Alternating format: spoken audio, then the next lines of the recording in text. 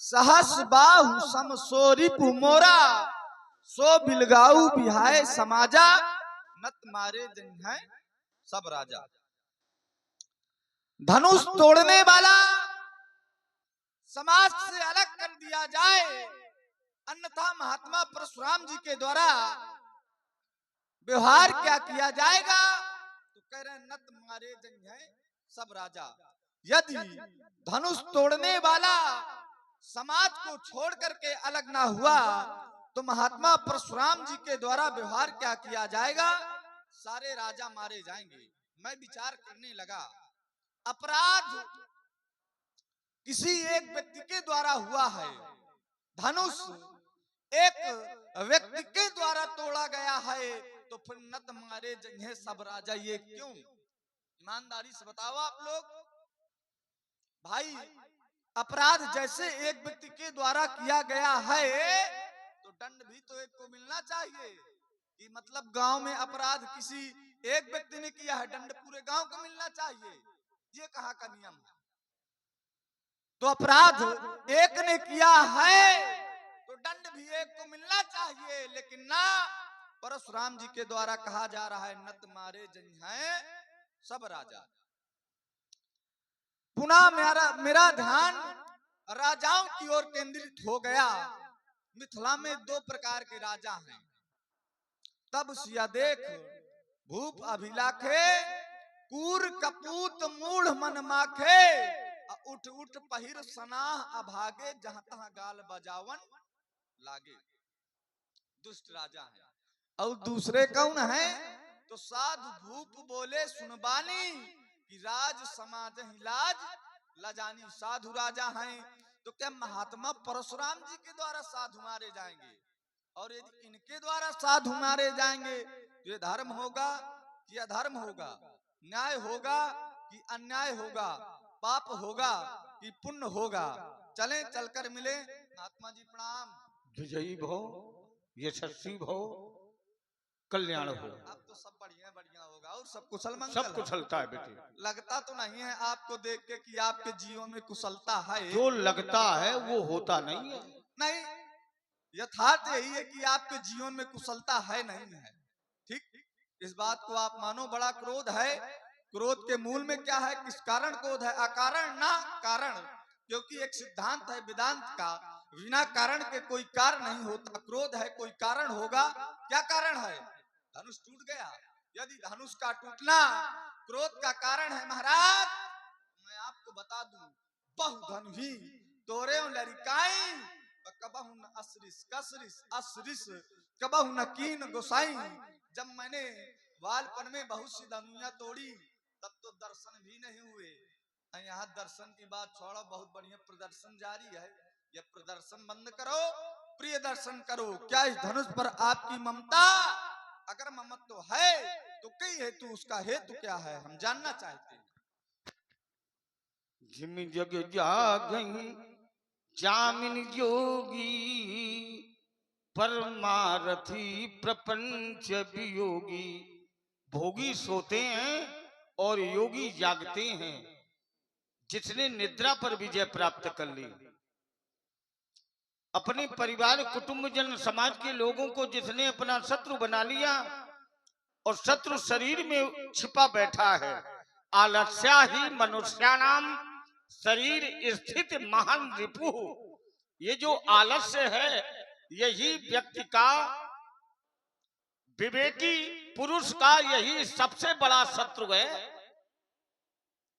लेकिन आज भोले बाबा के मानस पटल के माध्यम से जो एक सूत्र दिया, पुर नर नारी सुभग सुच क्षमता, धर्मशील ज्ञानी गुणवंता, ये वीर भोग्या वसुंधरा है।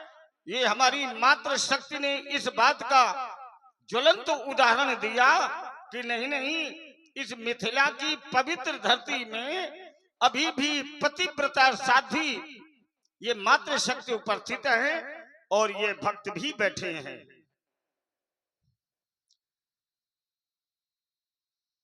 छह थे, पांचे रहेंगे।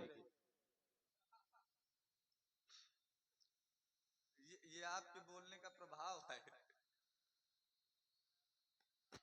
हितम मनोहराति बचा दुर्लभा। शब्द तुम्हारे जीवन को कल्याण कर दे, बड़ा कठिन है। लक्ष्मण ने कहा जब अपराध एक ने किया, तो बालक है, सुधी चिंतन दिया, धनुष तोड़ा गया, अपराध हुआ, हुआ कि नहीं हुआ?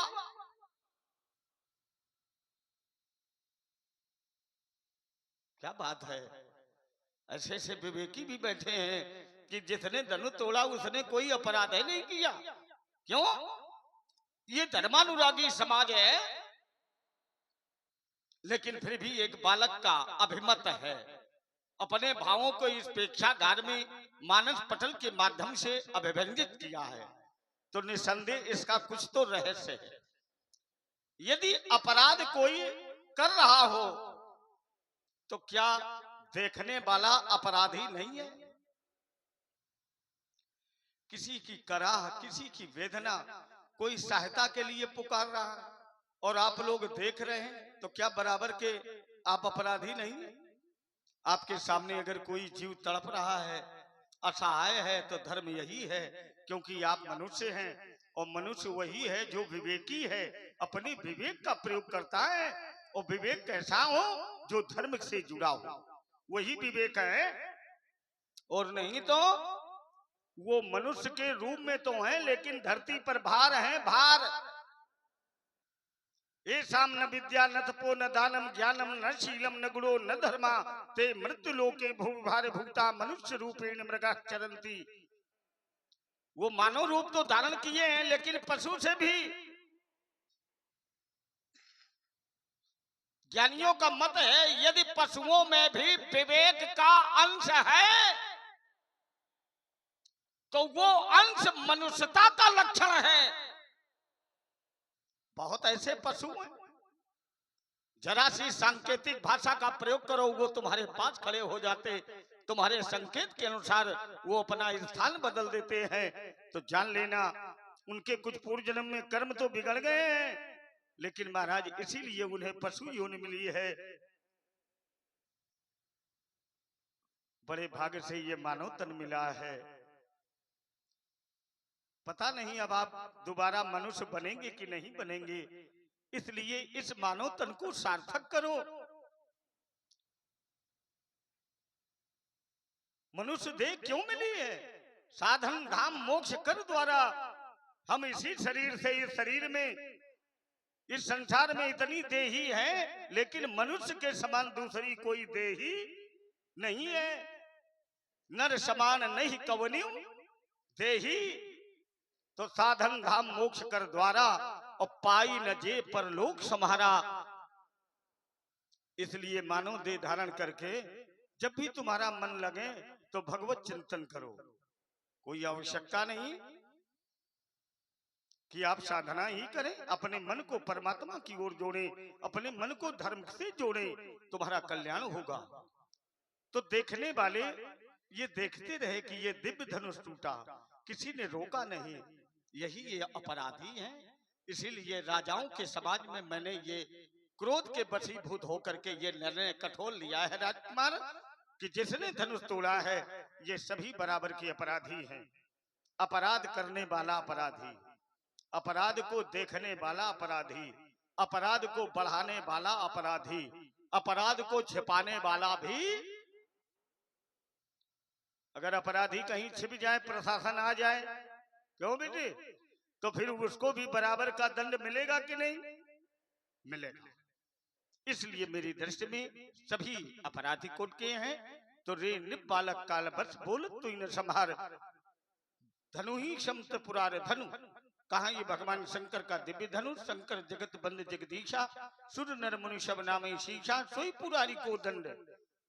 तो इसलिए हमारा अन्वेषण है कि हमें धनुष तोड़ने वाला मिल जाए, अच्छे बालक हो, पंडित के पुत्र हो।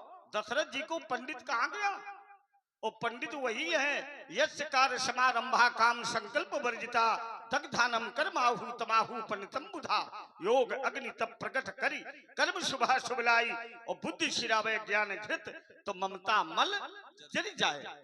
जहां ज्ञान होगा वहां माया नहीं होगी। तो हमारा ये चिंतन है, अच्छे बालक हो, अगर तुम्हारे संज्ञान में धनुष तोड़ने वाला हो तो हमारा मार्ग वहां तक प्रशस्त कराओ, हमारे साथ में जुड़ो।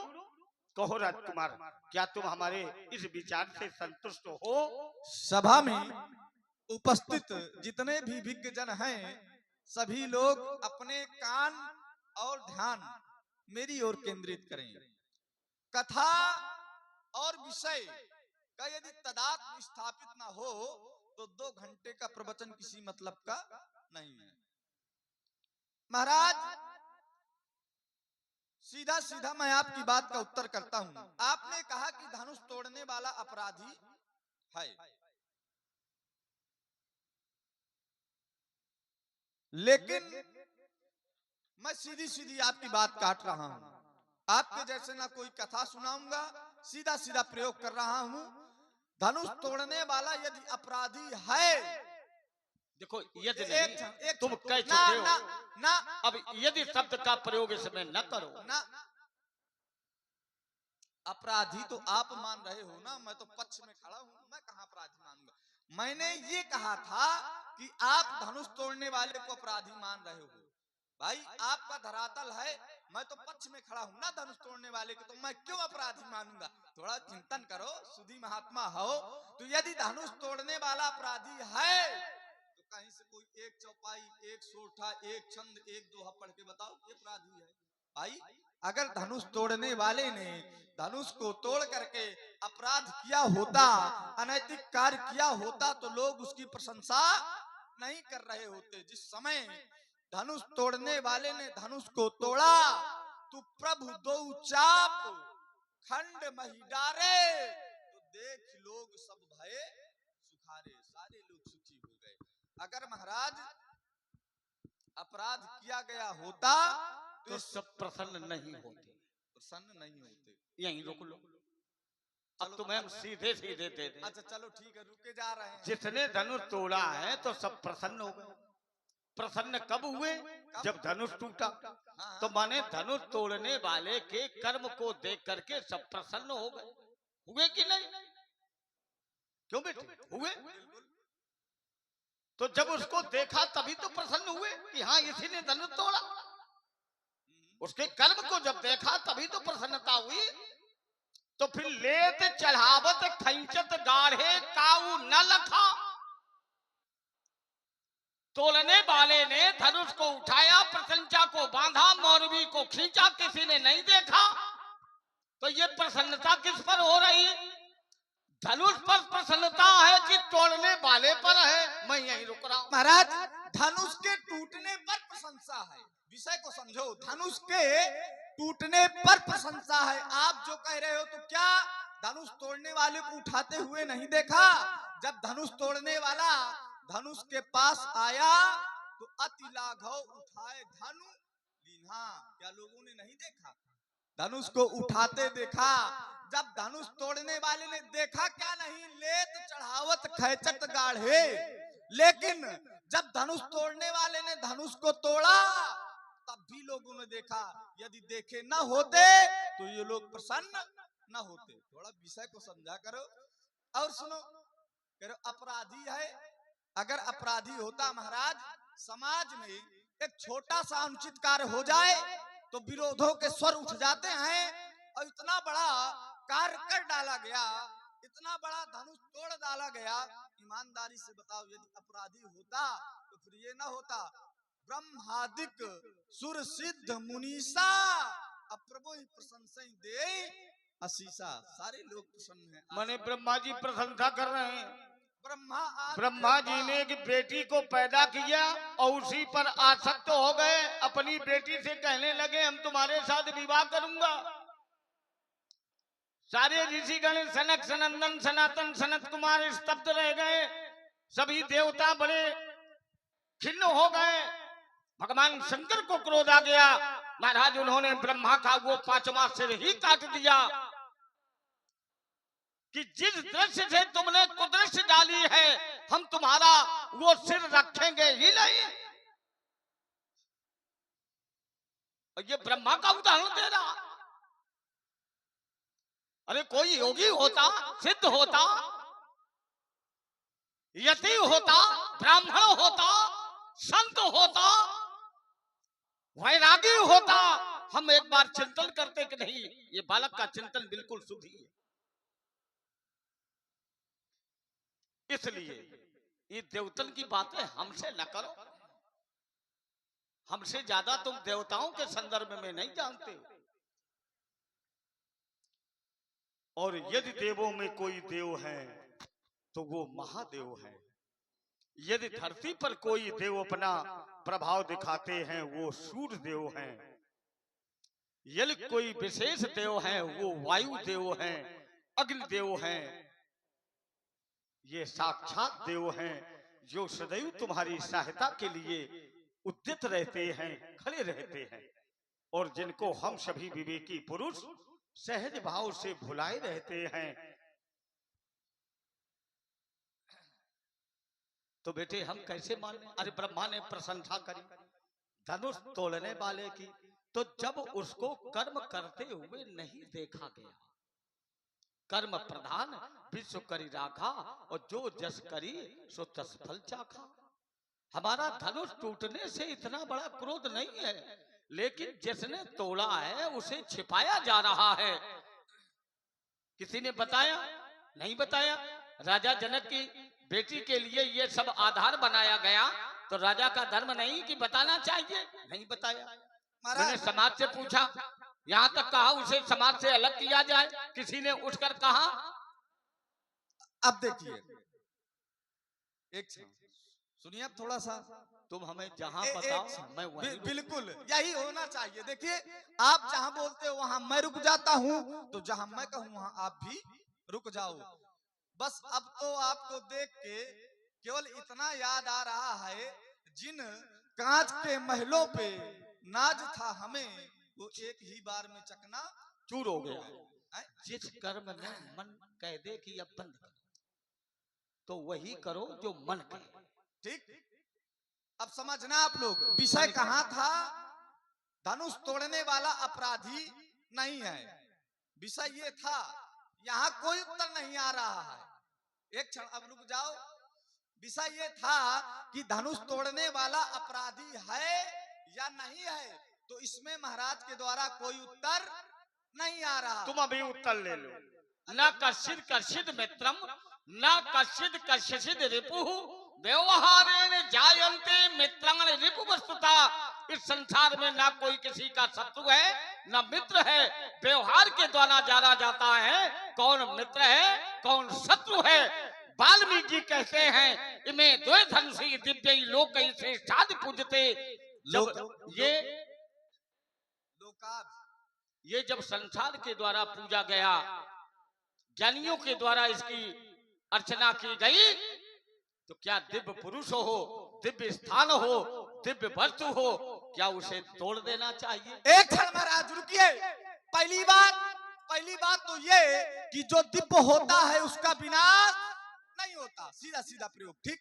दूसरी बात, यहाँ से क्या प्रमाणित आप करना चाहते हो? ये जो आप सूत्र पढ़ रहे हो, व्यवहारेण ही जयन्ते मित्राणि रिपुवस्था, तो क्या धनुष तोड़ने वाले ने आपके प्रति ऐसा कौन सा व्यवहार किया जो आप उसे सत्य मान रहे हो? अब ये हमारे गुरु जी का रुक जाओ। गुरु जी का धनुष था तो गुरु जी ना आ गए?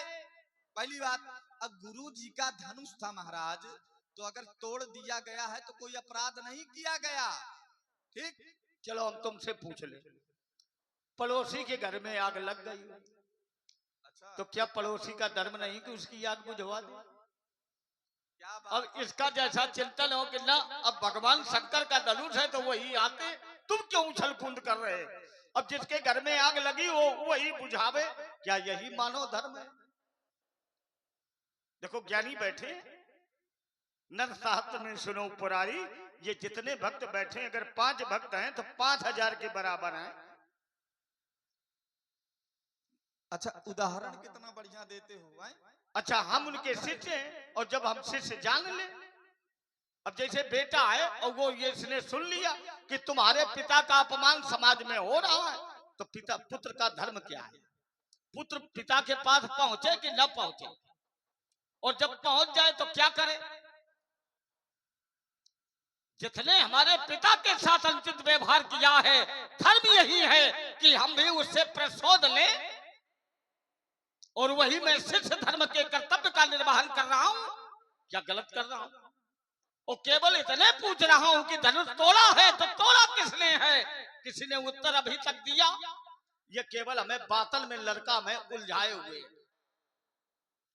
कि बुढ़ऊ का हम केवल बातों में फंसाते रहे, और चाहे जितना बड़ा समाज में क्रोध में व्यक्ति आवे, केवल बातों में लगा लो, एक समय वो आएगा, धीरे धीरे उसका क्रोध शांत हो जाएगा और मीठी मीठी बातें करेगा और उसको वहां से रास्ता दिखा दे।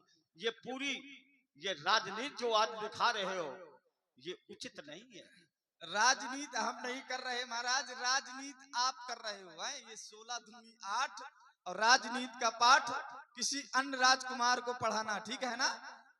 देखो अभी हमारी बात का उत्तर नहीं हुआ। ठीक, आपने कहा कि ये हमारे गुरुदेव भगवान का धनुष है। ठीक, एक गुरु का धनुष टूट गया तो आप विरोध करने आ गए, लेकिन धनुष तोड़ने वाले ने भी तो गुरु की आज्ञा से धनुष तोड़ा है।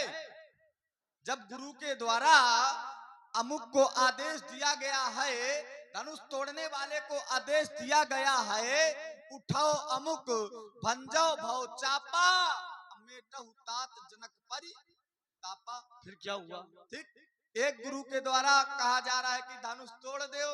अब एक गुरु का धनुष टूट गया है तो ये विरोध करने आ गए। चलो हमने तुम्हारी बात मान ली कि जिसने धनुष तोड़ा वो गुरु की आज्ञा का उसने पालन किया। फिर जब वो उठा, आगे बढ़ा, फिर धनुष को उठाया कि नहीं उठाया? उठाया। तो तुमने देखा। अब कहो, अब तुमने ये भी एक हमें धमकी दी है कि फिर वो दूसरे राजकुमार होंगे?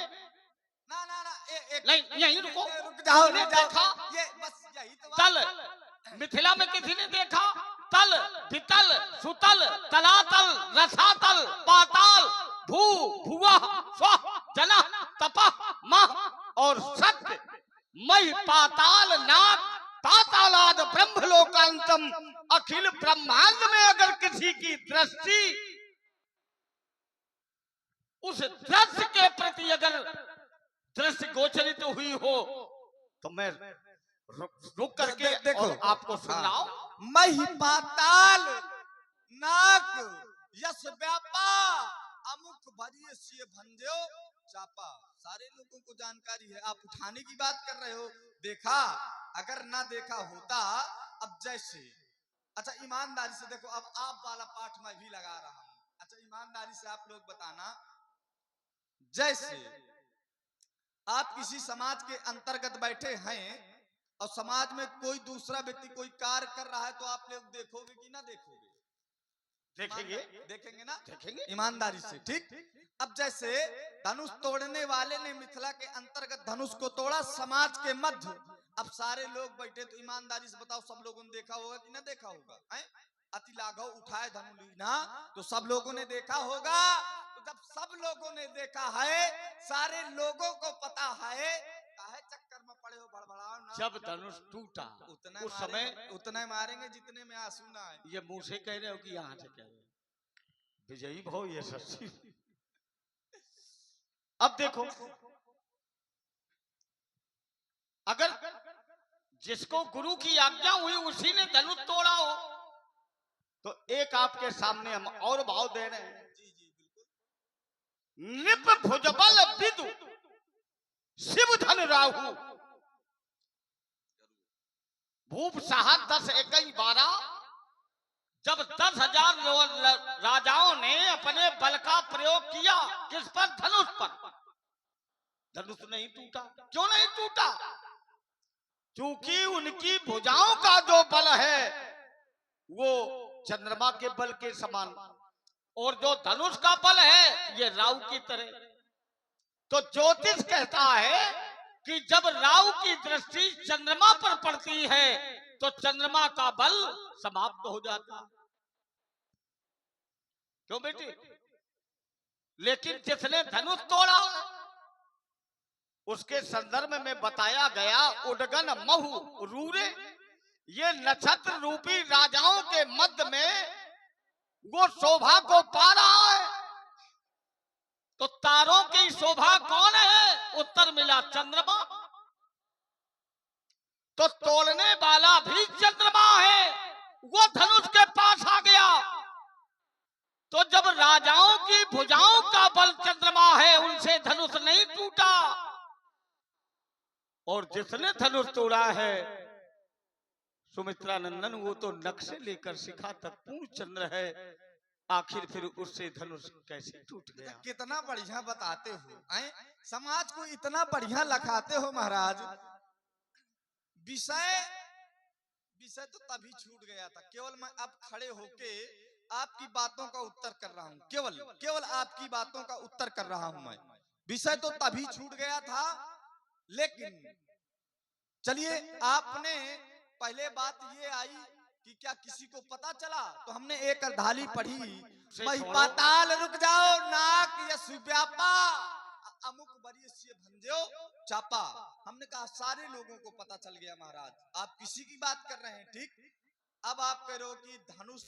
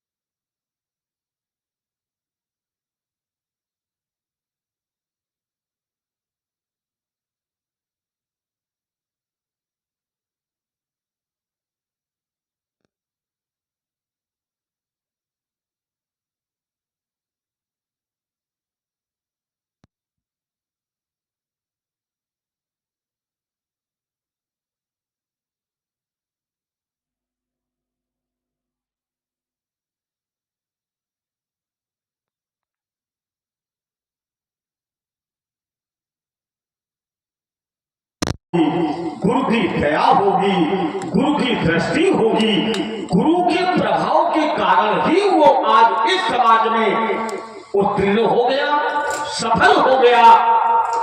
लेकिन चिंतन का विषय वही है कि उसे हम कैसे जाने, कैसे पहचाने। लक्ष्मण ने कहा जब वो चाहेगा तभी तुम जान पाओगे, और अगर परमात्मा तुमसे न कहे कि तुम ऐसा करो तो तुम्हारा चिंतन क्या है। जब तुम्हारी बुद्धि भ्रमित हो जाए, तुम्हारा सत्संग करो तो दानव सत्संग प्रभाव और लोगों वेद न आन उपाऊ। इस संसार में विवेकी पुरुषों के लिए दूसरा कोई मार्ग है ही नहीं। सत्संग करो, जब बहुकाल करिए सत्संगा। जब बहुत समय तक आप सत्संग करेंगे तो आपके हृदय के सुरक्षित सुधा कोश में जितने भी विकार हैं, जितने भी संशयात्मक भाव हैं, वो सब समाप्त हो जाएंगे और आपका कल्याण हो जाएगा।